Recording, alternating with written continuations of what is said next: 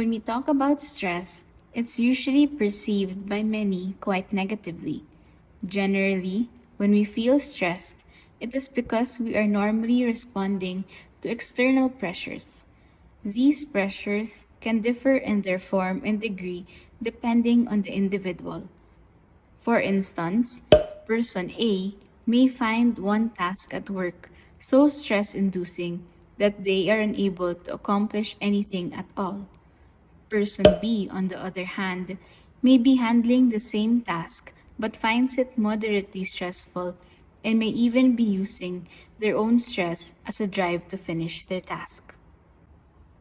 This example, as simple as it is, shows that people have varying thresholds when it comes to withstanding external pressures.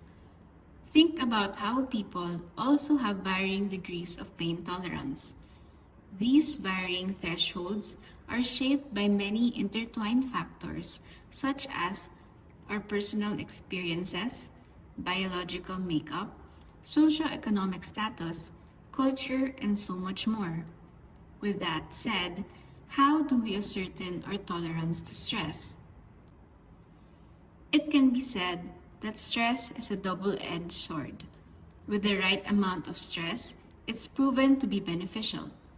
However, too much stress typically results in psychological and physiological problems. Thus, it is important that every person possesses heightened awareness when evaluating their own stress level.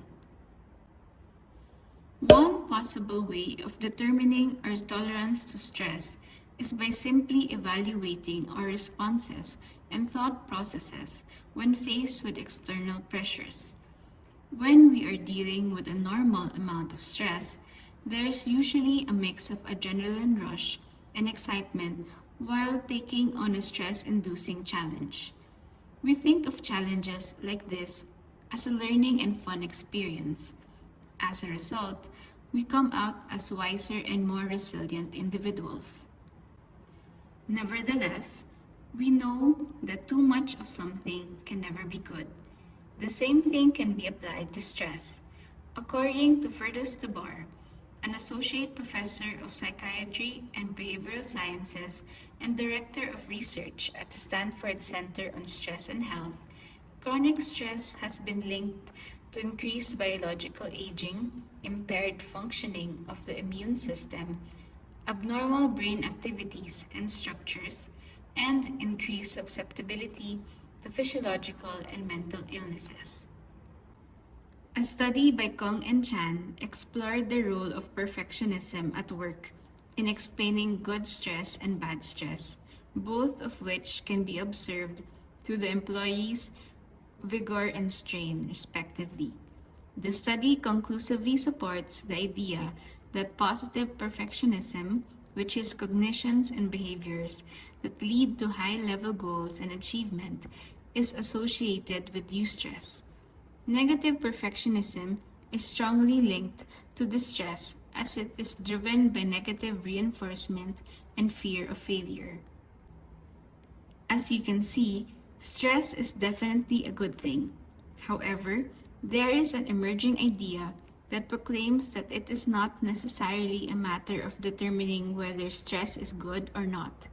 As argued in an essay of Professor Biantova Vasco and colleagues, it is actually unnecessary to conceptualize stress in a dichotomized fashion.